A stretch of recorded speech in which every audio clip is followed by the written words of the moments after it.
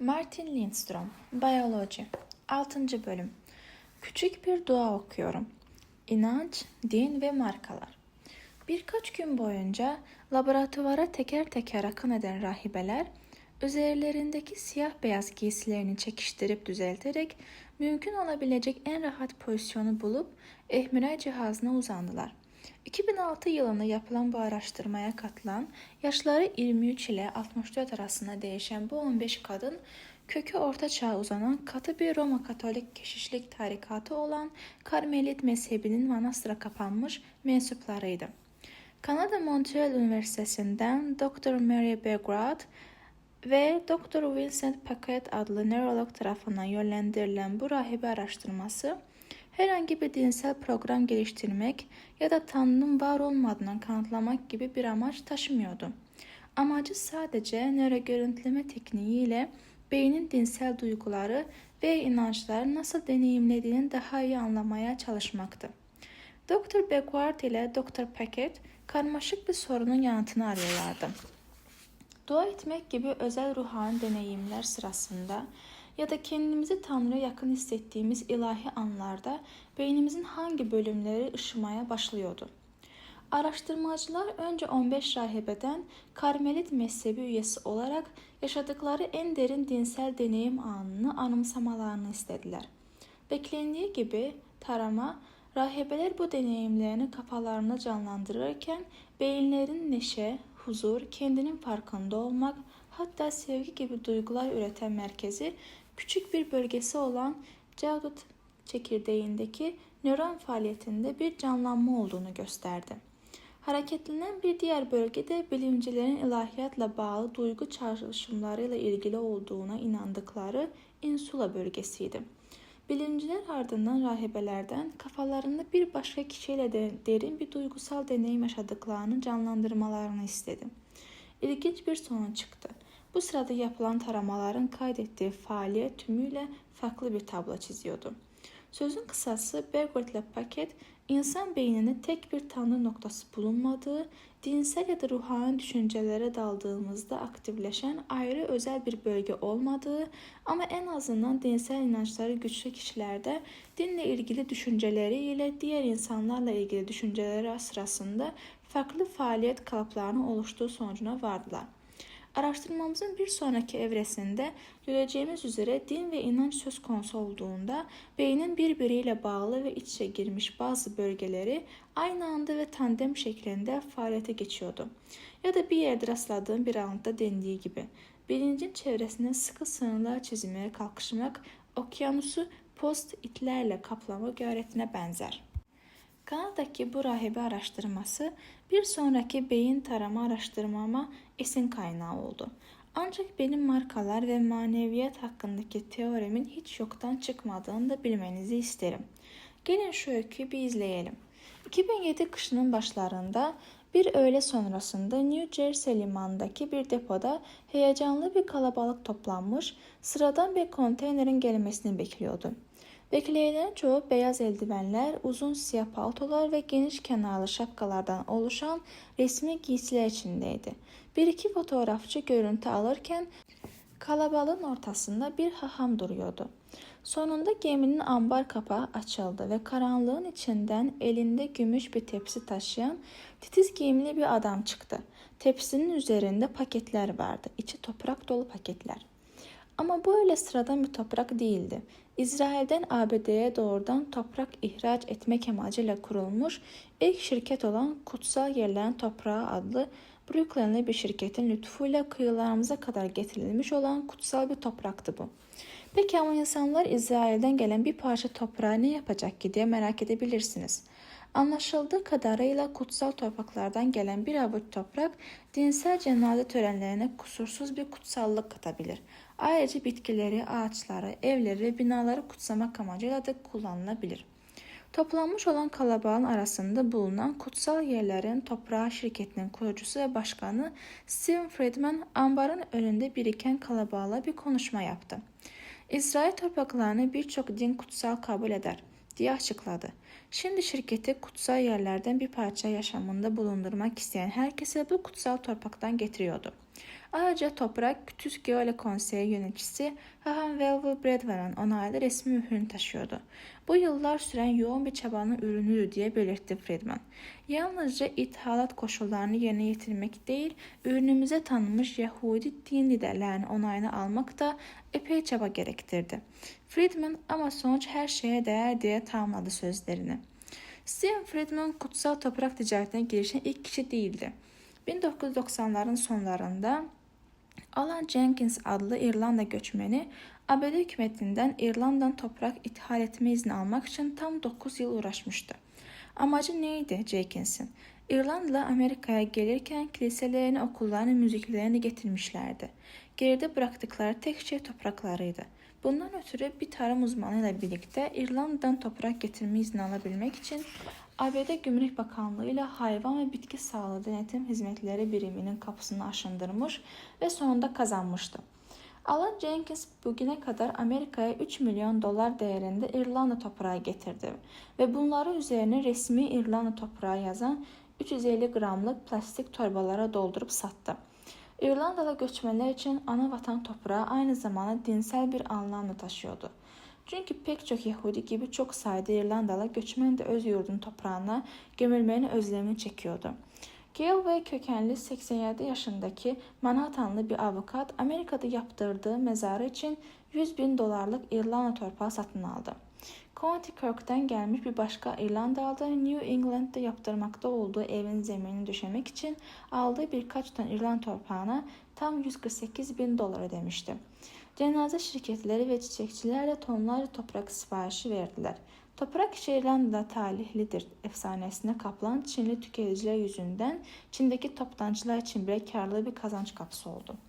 Kutsal topraktan para kazanabildiğine göre kutsal sudan niye kazanılmasın?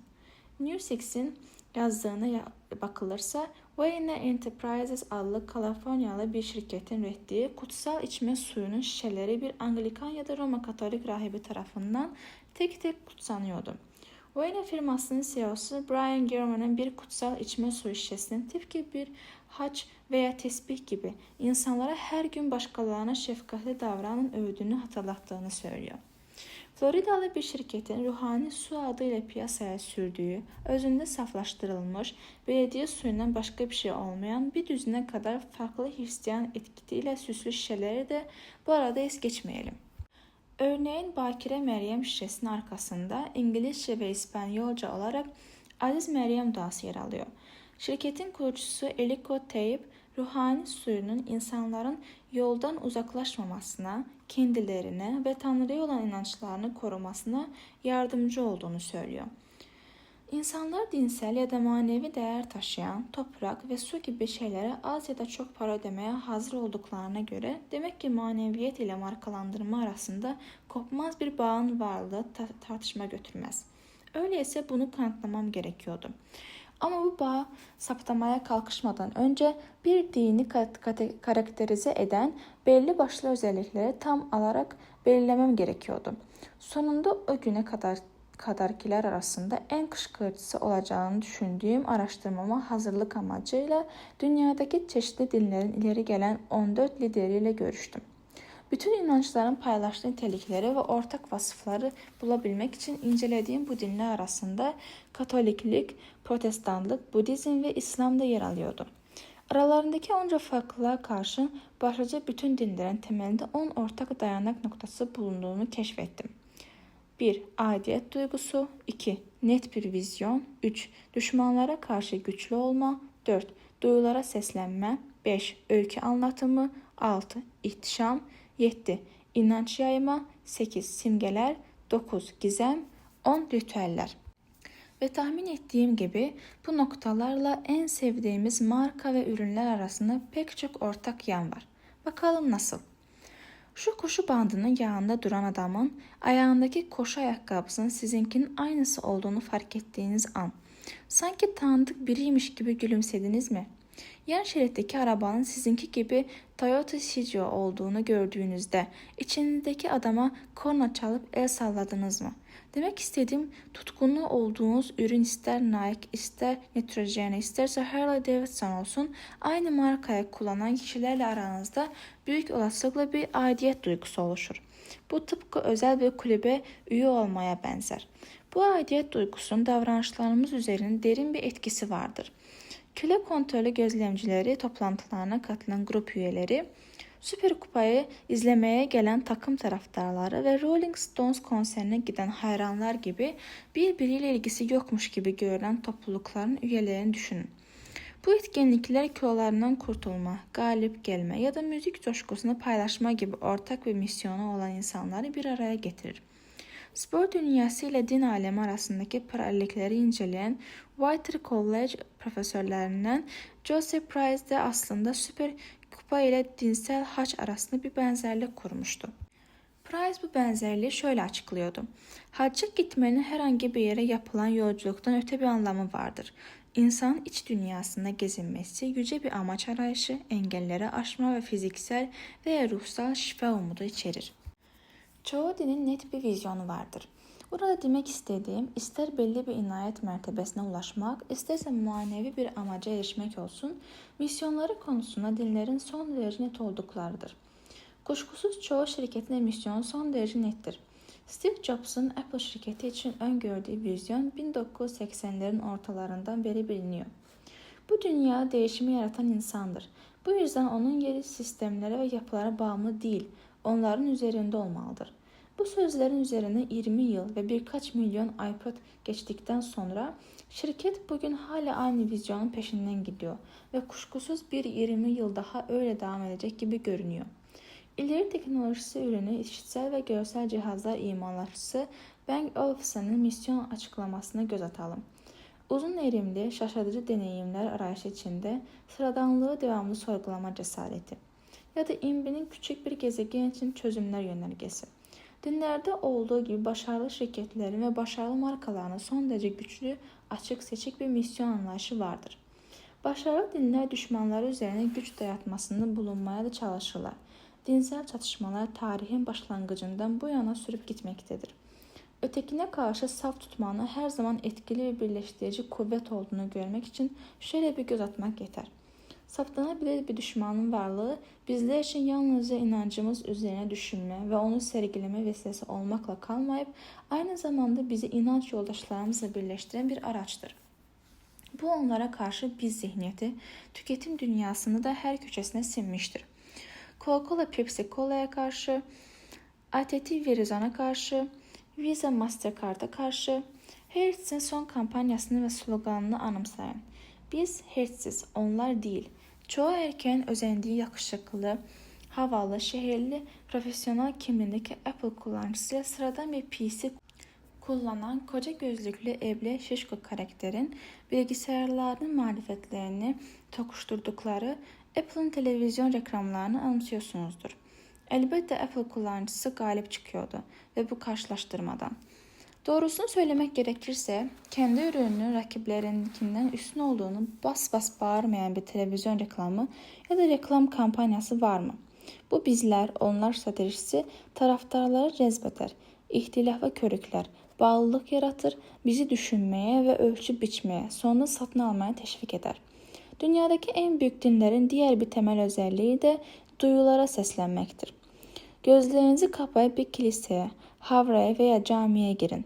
İçerideki havayı, ahşapın kokusunu içinize çektiğiniz anda binanın ambiyansıyla sarmalandığınızı hissedersiniz. Gözlerinizi açtığınızda renkli camlardan yansıyan ışık yüzünüze vurur. Yakınlardan bir çan ya da bir ork sesi gelir. Belki de bir papaz, haham ya da imam vaaz veriyordur. Bir bakıma duyularımız bize dinin yüreğini, ruhunu ve tüm ağırlığını hissettirir. Ürünler için de aynı şey geçerli değil mi? Ürünler ve markalarda görünüşleriyle, duruşlarıyla ve kokularıyla belli duygu ve çağrışımlar uyandırır.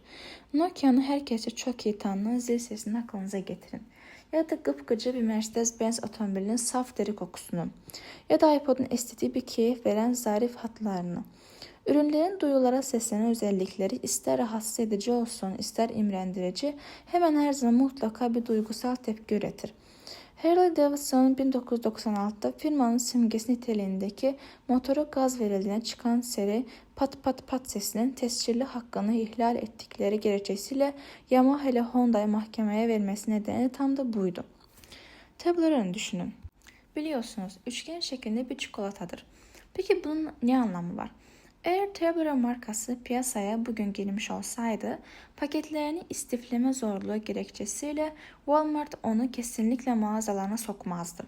Fakat Toblerone'ı benzersiz kılan şey bu çikolatanın farklı şekli, belirgin tadı, sert ve hafif pürüzlü dokusuyla duyularımıza hitap etmesidir. Ve işin doğrusu başarısının sırrı da budur. Dinin diğer bir bütünleyici parçası da öykü anlatımıdır. Dayandığı kitap ister Yeni Ahit, ister Tevrat, isterse Kur'an olsun, her din bir tarih zenginliği ve kimi dehşet verici olan, kimi mucizeler içeren, bazen her ikisi de olan yüzlerce öykü üzerine kurulmuştur. Ve dinlerin çoğunda var olan ve bizden hep birlikte dua etmemizi, diz çökmemizi, tefekküre dalma, oruç tutma, ilahiler söyleme veya ayinlere katılmamızı talep eden ritüellerin kökleri, inancın üzerine inşa edildiği bu öykülerden çıkar. Her başarılı markanın da aynı şekilde bağlantılar içeren kendi öyküleri vardır. Disney'i, Mickey Mouse'dan Tinkerbell'e ve Kaptan Jack Sparrow'a kadar hemen aklınıza geliveren bütün renkli karakterleri düşünün. Geçen hafta Virgin Atlantic uçağıyla Londra'ya uçarken aldığınız üzerine Virgin Hava Yolları'ndan tırtıklama yazan o minik tuz biber kutucuklarını anımsayın. Whole Foods'un geçenlerde sınırlı sayıda satışa çıkardığı, üzerinde iri harflerle "Ben plastik bir torba değilim" yazılı torbalarını düşünün. Plastik değilsin ne peki? Ama önemli olan bu değil. Kendi yükleyecekleri anlamlarla tamamlayabilecekleri bir öykü sezinleyen tüketiciler anında kuyruklar oluşturup torbaları bir çırpıda bitirdiler. Dinlerin çoğu aynı zamanda ihtişam duygusuna yüceltir. Gerçi sadeliğe vurgu yapan az sayıda din de vardır. Vatikan'ı hiç ziyaret ettiniz mi? O tonuzlu tavanlar ve harikulade freskler, zengin duvar halları, mobilyalar ve resimler arasında kendimizden çok daha yüce şeylerin yanında nokta gibi kalan basit ölümler olduğumuzun bilincine varırız. Bu ihtişam hissini korumak o kadar önemlidir ki, Roma'da St. Peter Katedrali'nden daha yüksek bir bina yapılmasına izin verilmemiştir. Örneğin 3,5 metre boyundaki bir Buda heykelinin bulunduğu Bangkok'taki Altın Buda Tapınağı'nın ihtişamını düşünün. Ağırlığı 2,5 tona ulaşan som altından yapılma bu heykelin değeri 200 milyon dolar civarındadır. Aynı şekilde çok sayıda şirketi de Las Vegas'taki Bellagio Oteli ya da yeryüzüne yeni inmiş ve denizin yanına konmuş bir uzay gemisini andıran Dubai'deki olağanüstü, aynı zamanda olağanüstü tuhaf görünümlü Burj El Arab Oteli gibi yapılarla huşu ve hayranlık duygusu esinlendirmeye çalışır.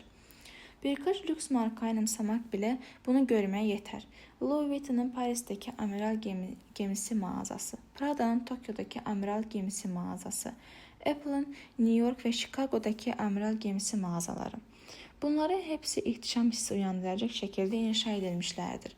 Bazı şirketler ve ürünler yalnızca vizyonlarının kapsamıyla görkem saçar. Miami'den Mars'a kadar muazzam bir alanı tarama kapasitesine sahip olan Google Maps'un bu şirkete sanki göklerin ve hatta uzayın bile haritasına sahipmiş gibi nasıl her yere gücü yeten ve her yere ulaşan bir görkem vahşetini düşünün. Virgin Hava Yolları'nın efsanevi CEO'su Richard Branson'ın vizyonunu esinlendirdiği son devasa tutku ise bizi kelimenin gerçek anlamında aya götürmek. Yedindeki yayılma kavramı her yere uzanma ve yeni taraftarlar bulma gücü. Google Gmail hizmetini başlattığı sırada izleyicilerini kurnaz yöntemler etkiledi. Hizmetini yalnızca davetiyeyle kullanılabilir kılan Gmail neredeyse sanal bir din kimliğine kavuştu. Bir tanıdığına katılma davetiyesi gönderen kişi sanki ömür boyu sürecek yarı kapalı özel bir topluluğa çağrı yapan biri gibi hissediyordu kendisini. Gmail ancak bu yola tahminen 10 milyon kadar kullanıcıya ulaştıktan sonra kapılarını herkese açtı. American Express AB'de son derece özel Centurion Black Card'ını çıkardığında benzer şekilde yalnızca davetle katılım stratejisini başarıyla uyguladı. On binlerce tüketici bu sınırlı listede yer alabilmek için telaş içinde şirketin kapısına dayandı. Her din ve her marka kendisine çevirdiği kişileri cemaatine kabul ederken onlara bir onur duygusu tattırarak aynı şekilde davranmıyor mu? Simgeler de her dinde bolca bulunur. Haç, beyaz güvercin, melek, dikenli taç. Nasıl dinlerin ikonları varsa ürün ve markalarında var.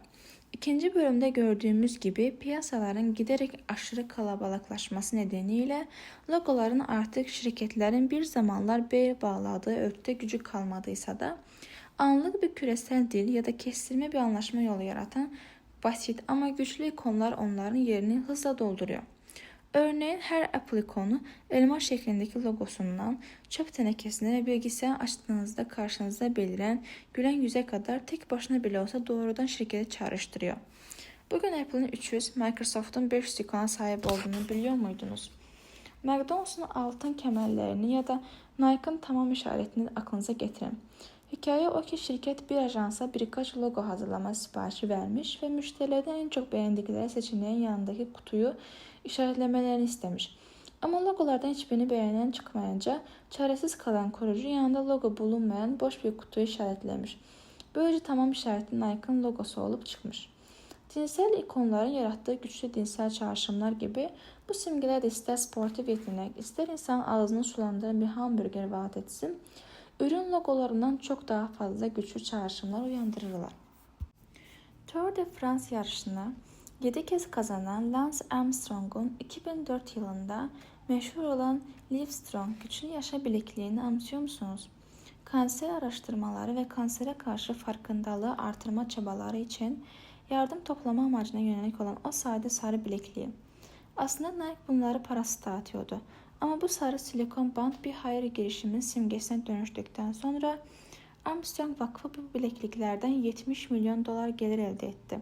Ve bugün kolej turlarından 1. Lig futbol maçlarına ve rock konserlerine kadar hemen her yere dağıtılan birbirinin aynısı bileklikler için esin kaynağı oldu. Bu tür simgelerin satın alma nedenlerimiz üzerine son derece güçlü bir etkisi vardır. Dehşet verici bir baskı altındaki müzik endüstrisinde her yıl konser vermeye istikrarlı bir şekilde sürdürebilen, kendilerini coşkuyla papağan kafalılar diye adlandıran, milyonlarca hayranı sayesinde tabi ender kişilerden biri olan şarkıcı ve şarkı sözü yazarı Jimmy Buffett'i anımsayın. Jim Buffett ve grubunun yıllardır plak çıkarmaması durumu değiştirmiyor. Hayranları konserlerini doldurmaya devam ediyor. Peki bu 61 yaşındaki kodamanın sattığı şey nedir tam olarak? Aşırı iş yükü altındaki insanların tatilde bile bilgisayar ekranlarına ve kişisel dijital asistanlarına kelepçelenmiş halde yaşadığı günümüz dünyasında Buffett ve onun ünlü Margaritaville adlı şarkısı son derece çekici bir avuç simge. Gün ışığı, okyanus, gevşeme, bahar sürgünü ve sevimli minik şemsiyelerle süslü rom bardakları üzerinde yükselen bir hayran kitlesi yaratmıştır. Bu simgeler bize yaşantımız ne kadar hara güre içinde geçiyor olsa da isterse kendimizi koyverebileceğimizi, fantezilere dalıp gidebileceğimizi ve keyif çatabileceğimizi hatırlatıyor. Sonuçta Buffett'in Margaritaville restoranlar zinciri kitapları ve uydudan yayın yapan başarılı bir radyo şovu yaygınlaştırdığı bir marka ortaya çıktı. Gizemli dinin kuvvetlerinin biridir. Dinde bilinmeyen en az bilinen kadar güçlü olabilir. Akademisyenlerin İncil'in gizemlerini, Turin kefeni ve kutsal kase gibi sırları araştırmaya harcadıkları onlarca yılı düşünün. Markalar içinde gizem insanların dikkatini çekmekte aynı ölçüde önemli bir rol oynayabilir.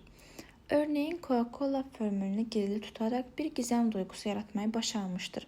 Şirket esrarengiz ve özel bir meyve, yağ ve baharat karışımından oluşan tarifini Atlanta'daki bir bankanın güvenlik kasasında saklıyor. Bu formül o kadar gizli tutuluyor ki pek çok ele geçirme girişimi başarısızlığa uğradı. 2005 yılında kendisine Pepsi Cola'nın üst düzey temsilcisi görünümü veren gizli bir ajan Atlanta'daki Hartsfield Jackson Uluslararası Havalimanı'nın adının Dirk olduğunu söyleyen bir adamla buluştu. Dirk'in elinde içinde çok gizli damgalı Coca-Cola belgelerinin bulunduğu bir zarf ve ayrıca henüz piyasaya sürülmemiş yeni bir ürünün numunesi vardı. Bu sırları 1,5 milyon dolara satmak niyetindeydi. Dirk sonradan Pepsi'nin ihbarı üzerine tutuklandı. Başka bir öykü de şöyle. Unilever Hindistan'da yeni bir şampuan çıkarmaya hazırlandığı sırada canı sıkılan muzir işçinin biri etiketin üzerine nereden aklına estiyse tutar X9 faktörü içermektedir diye yazar. Bu son dakika ilavesi Unilever'ın gözünden kaçar ve kısa sürede etiketinde bu ibareyi taşıyan milyonlarca şampuan şişesi mağazalara sevk edilir. Onca şampuan toplamak çok pahalıya mal olacağından Unilever işi oluruna bırakır. 6 ay kadar sonra mağazalardaki şampuanlar tükenince şirket X9 faktörü ibaresinin yer olmadığı yeni etiketler bastırır. Fakat çok geçmeden müşterilerine öfke dolu e-postalar yağmaya başlar.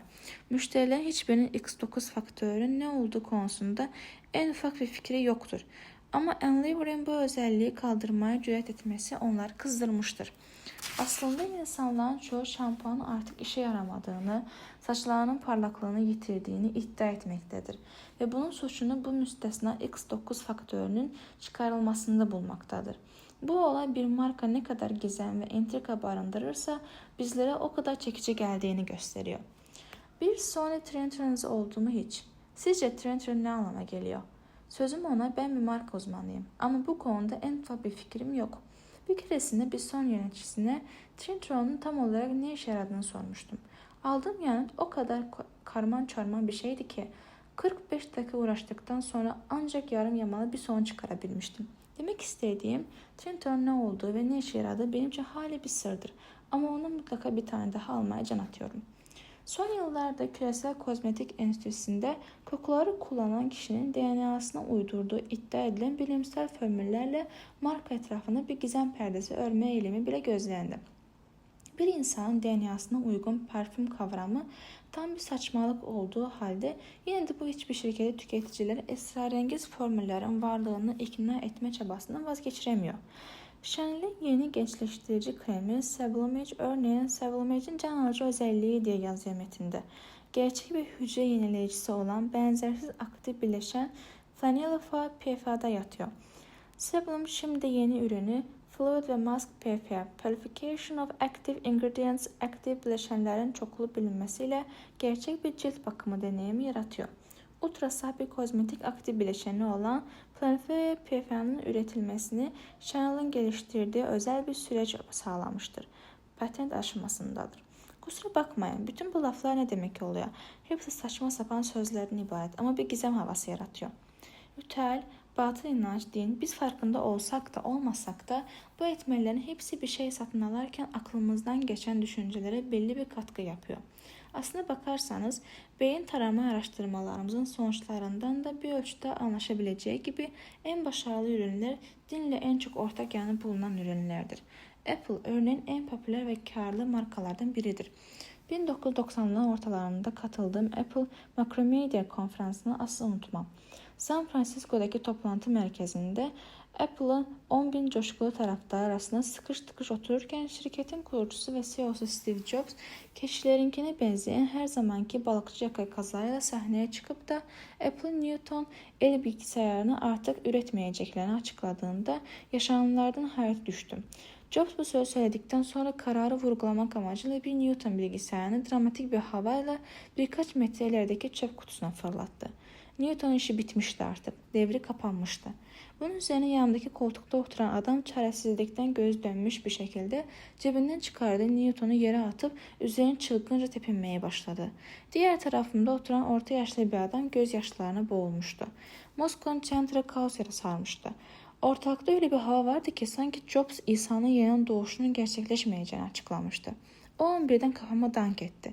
Yıllar önce Manhattan merkezinde tapınağı andıran Apple mağazasına girip de aydınlık pencerelerden içeri dolan gün ışığının solgunlaştırdığı tavanın iple sarkıtılmış bir Beytüllahim yıldızı gibi parlayan Apple logosunu görünce dehşete kapılmıştım. Böyle sıradan bir ürün sergileme şekli değildi. Milyonlarca ateşli yandaşının gözünde Apple sadece bir marka değil, bir dindi. Şimdi şöyle düşünüyor olabilirsiniz. Bunların hepsi tamam da markaların maneviyat ve dinle pek çok ortak yanının bulunduğuna ilişkin bilimsel kanıt var mı? İşte sıradaki beyin tanıma çalışmamızın ortaya çıkaracağı şey buydu. İlk kez biri markalar ile dünya dinleri arasında bilimsel bir bağlantı bulunduğunu kanıtlamaya kalkışıyordu. Ve ulaşılan sonuçlar da araştırmanın kendisi kadar çığır açıcıydı. Araştırmanın bu bölümünde Apple, Genius, Ferrari ve Harley Davidson gibi son derece güçlü marka ikonlarının gücünü incelemeyi tercih ettim. Bu tercihimin nedeni bunların yalnızca popüler değil, aynı zamanda benim deyimimle parçalanabilir markalar olmalarıydı. Markanın parçalar kökü 1915'lere kadar uzanan bir terimdir. Bu tarihte Coca-Cola, Indiana ailesinin Terre Haute kentindeki bir tasarımcıdan 100 parçaya ayrıldığı zaman bile tüketicilerin tanıyabileceği bir şişe tasarımı yaratmasını istemişti. Siz de bir markaya parçalamayı deneyebilirsiniz. 89.50 dolara satın aldığınız boydan boya düğmeli, limon yeşili yeni keten Ralph Lauren marka gömleğini çıkarın. Kumaşı elinizle parçalayamadığınıza göre elinize bir makas alıp 100 küçük parçaya bölün. Üzerinde polo atı bulunan küçük parçayı ortadan kaldırın. Her parçasına ayrı ayrı baktığınızda bu gömleğin Ralph Lauren ürünü olduğunu anlayabiliyor musunuz? Sanmam. Keten kumaşın dokuma kalitesi elinizdeki ürünün sıradan bir markadan çok daha pahalı olduğunun göstergesi sayılabilir. Ama küçük midilli olmadan bu gömleğin Calvin Klein, Liz Claiborne, Perry Ellis, Tommy Hilfiger veya benzer firmalardan biri tarafından üretilmiş olmadığını anlayamazsınız. Bir keresinde Çin'de ziyaret ettiğim bir fabrikada tezgahların üzerinin sabah bir kumaş markası, öğleden sonra başka bir kumaş markasıyla dolu olduğunu fark ettim. Aslında aralarındaki tek fark pamuklu amblemdi. Markalı ürünlerle markasız ürünler arasındaki akıllara durgunluk verecek fiyat farkını yaratan tek şey işçilerin son aşama olarak bütün gömlek, kazak ve kapşonlu montlara özenle yerleştirdiği bu logolardı. Öyleyse Jeans, Ferrari, Harley Davidson ve Apple ürünlerinin parçalanabilir oluşu nereden kaynaklanıyordu? Jeans birasının tek bir damlası koca bir fıçısıyla aynı özelliktedir. Harley'in tekerlekleri motorun kendisi kadar belirgindir. Bir Ferrari'den alınacak küçük bir metal parçası her yere attığı o kırmızı imza yüzünden başka hiçbir arabaya benzemez. Elinizdeki iPod'u duvara fırlatmak içinizden gelmiyor olsa da dağılan parçalar toplarken parçalanabilir kavramının sahiden ne anlama geldiğini anlayacağınız kesin. Herhangi bir yerde Apple logosu görüyor musunuz? Sanmam, çünkü yok. Peki yine de parçalarına herhangi birini başka bir markayla karıştırmamanız mümkün mü? Sanmam. Araştırmamızın bu evresinde parçalanabilir markalar kullandım. Çünkü bunlar genelde daha sağlam ve duygusal etki güçleri daha yüksek, başka bir deyişle tutkulu ve sadık taraftarlara sahipler. Ancak güçlü markalarla ilişkilerimizin daha net bir resme çekebilmek için gönüllerimizin yalnızca güçlü markalara değil, zayıf markalara verdikleri tepkileri de görmem gerektiğini biliyordum. Bu nedenle Microsoft, BP, British Telecom gibi birçok başka markayla da çalışmamıza kattım. Niye bu firmalar peki? Bunlar tüketiciler arasında sınırlı, hatta olumsuz duygusal etkiler yaratacağını düşündüğüm markalar oldukları için. Başka bir deyişle çoğumuzun içine pek işlemeyen markalar bunlar. Gönüllülere gösterdiğimiz markalar ister güçlü isterse zayıf olsun hepsinin kategorisinde lider olmasına önem verdik. Böylelikle daha az tanınan ya da hiç tanınmayan markaların sonuçları çarpıtmasından fırsat tanımamış olduk. Araştırmaya başlamadan önce 65 deneyimizde maneviyata bağlılık düzeylerini birden 10'a kadar derecelendirmelerini istedik. Rahibelerin çoğu dindarlıklarının derecesine 7 ile 10 arası puan verdi.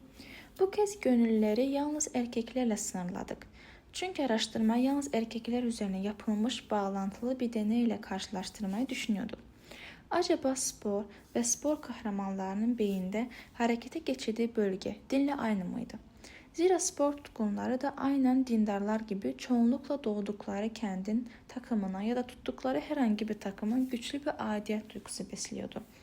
Takımların net bir misyon kazanmak ve elbette güçlü bir onlara karşı biz duygusu vardı. Ayrıca sporda duyulara güçlü bir şekilde sesleniyordu. Maç günü futbol sahasındaki yeni biçilmiş ot kokusunu, statta satılan sosisli sandviçin insanın ağzının suyunu akıtan kokusunu ya da maç başlamadan önce çalınan milli marşı düşünün. Öyle görünüyordu ki hayatta en önemli şey şampiyonluk unvanı, bir madalya ya da ödül kazanmaktı. Ayrıca spor dünyası türlü türlü öyküler ve efsanelerle doluydu. Bunun üzerine beynin spor ilahlarına ve spor malzemelerine gösterdiği tepkiyi cinsel görüntülere verdiği tepkiyle karşılaştırmaya kararlaştırdım. Gönüllerimiz birkaç günlük bir süre içinde birer birer Doktor Calvert'in laboratuvarına geldiler ve MRI cihazına bağlandılar. Denekler yerlerini aldıktan sonra oda karartılıp görüntüler verildi.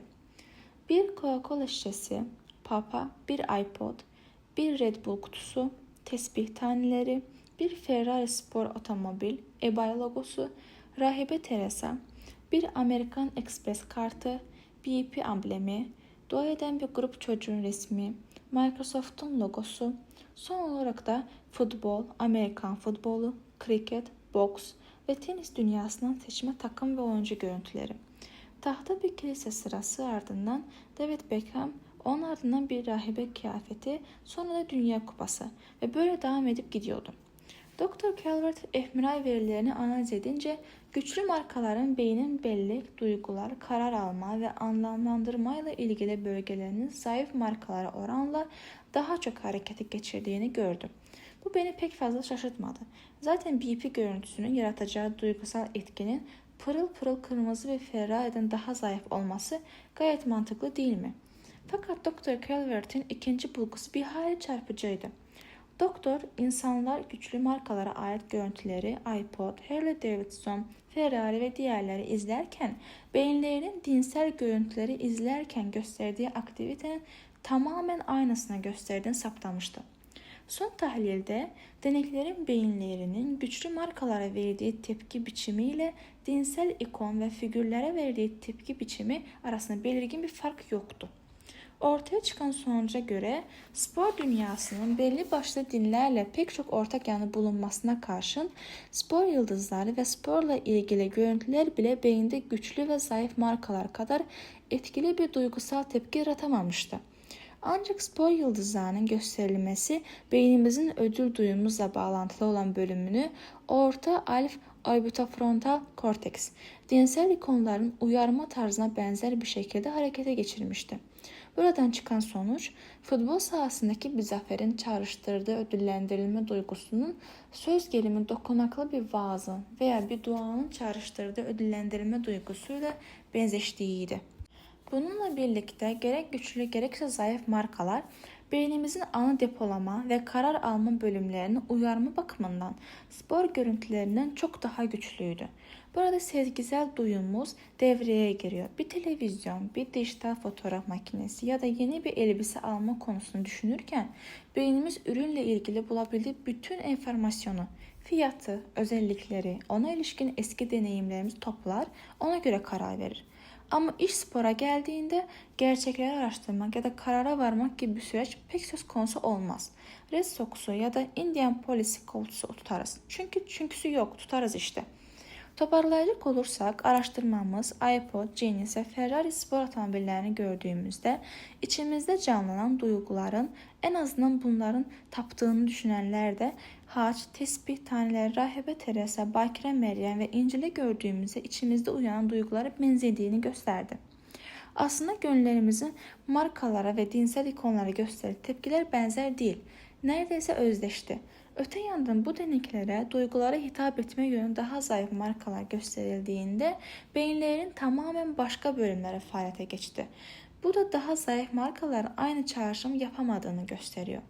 Şurası açık ki güçlü markalarla ve daha zayıf bir derecede sporla duygusal ilişkimiz dinle ilgili duygularımızla güçlü bir paralellik gösteriyor. Pazarlamacılar ve reklamcıların bizleri ürünlerinin satın almaya ikna etmek için din alemine daha sık başvurmaları bundan ötürüdür. Ben bunun örneklerine ilk elden tanık oldum. Bir keresinde Paris'teki bir üst düzey yönetim toplantısında büyük bir parfüm firmasının CEO'su elini kaldırarak baş mühendisine herhangi bir sihirli bileşenimiz var mı diye sormuş. Bunun üzerine mühendis kaşlarını kaldırarak su olur mu demişti. Kısa süre içinde şirket hemen sihirli bir bileşen geliştirip ürünün karışımına katıvermişti. Ürünlerinin ritüeli ve dini ilk sokan firmalardan biri Lego'dur. O tarihte ben Lego şirketinde çalışıyordum. Şirketin web sitesinde sanal bir advent takvimi hazırlama düşüncesi bana göz kamaştırıcı bir fikir gibi görünmüştü. Fikri Lego'da beğendim. Ucuz ve risksiz bir işti. Ya da onlara öyle gelmişti. Ama dertler ardı ardına sükun etti. İlk problem teknik bir konuydu. Yeni Zelanda ve Avustralya'daki çocuklar dünyanın diğer birçok bölgesinde 24 saat ileride olduklarından takvimdeki kapıları gününde açamıyorlardı. Bu sorunu her ulus için ayrı bir uygulama düzenleyen bir Java programcısıyla hallettik. İkinci sorun çok daha çetindi. Advent takvimlerinin yalnızca Hristiyanlığa özgü olmasıydı. Bu nedenle olay neredeyse bir gün içinde Lego'nun dinsel bir takvimi desteklediği şeklinde algılandı. Dünyanın dört bir köşesinden şirketin e-posta kutusuna binlerce öfke dolu e-posta yaymaya başladı. Ve bunları tek tek yanıtlamak bana düşüyordu. Bu olay bana çabucak öğretti ki reklamcılıkta dini dolaylı olarak ima yoluyla değil de açıkça kullanmak yalnızca işe yaramamakla kalmıyor, aynı zamanda efsaneleşmiş bir markaya bile zarar verebiliyor. İtalya'da cep telefonu de Vodafone yakında abonelerin telefonlarına her gün Papa II. John Paul'un sözleri yazılı mesajları iletme hizmetini uygulamaya sokacak. UK Guardian'da çıkan bir yazıda bildirdiğine göre Vodafone ayrıca her gün her bir azizin resmiyle birlikte tercih edilen bir alıntının gönderileceği bir mesaj hizmeti başlatmayı da düşünüyor. Peki öyleyse pazarlamalarını dini öğelere bilinçli olarak yer veren başka şirketler var mı? Ben olduğuna eminim ama en azından Amerika'da bunu itiraf edecekleri konusunda size hiçbir şekilde garanti veremem. Dini bir kenara bırakıp yeni bir televizyon almak için alışverişe çıktığınızı varsayalım.